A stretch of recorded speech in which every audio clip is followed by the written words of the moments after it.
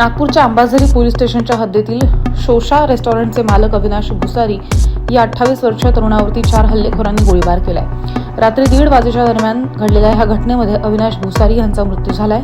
अविनाश भुसारी हे आपल्या रेस्टॉरंटमध्ये बसलेले असताना 2 मोपेडवर आलेल्या 4 जणांनी भुसारींवरती 6 वेळा गोळीबार केला। भुसारी आता खासगी रुग्णालयात त्यांना दाखल केलंय, तेव्हा त्यांच्यावरती उपचारादरम्यान मृत्यू झालाय। या प्रकरणी आरोपींचा शोध घेतला जातोय। जुन्या वैमनस्यातनं हा मर्डर झाल्याचा पोलिसांना संशय आहे आणि त्या दिशेने पोलिसांचा तपासही सुरू आहे।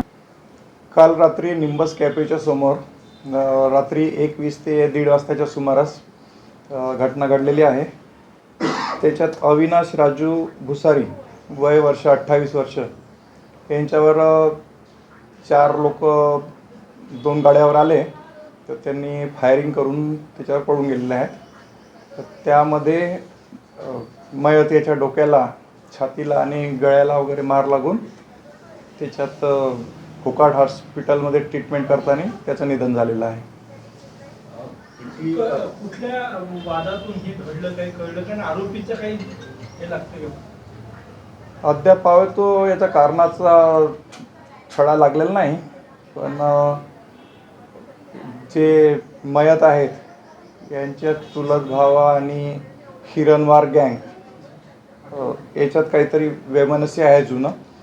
तर त्याच्यात बंटी हिरणवार याच्या भावाचा एक खापरखेडा इथे मर्डर झाला होता, तर त्याच्यामुळे ती थोडीशी त्याला किनार वाटत आहे।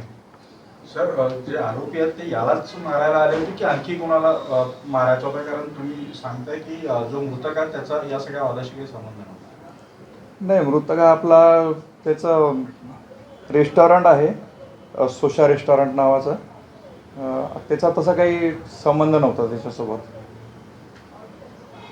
आरोपीचं काही पत्ता कुठून आले, काय आले, गाडीचे सीसीटीव्ही काय मिळालं, सुगावं लागला का सर?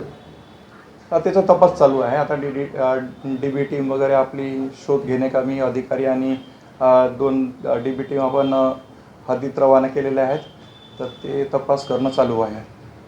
किती राऊंड फायर करण्यात आले होते सर? म्हणजे घटनास्थळावर आपल्याला किती एम्प्टी शेल्स मिळाले? आपल्याला 6 पुंगळ्या मिळालेल्या आहेत तिथे घटनास्थळ।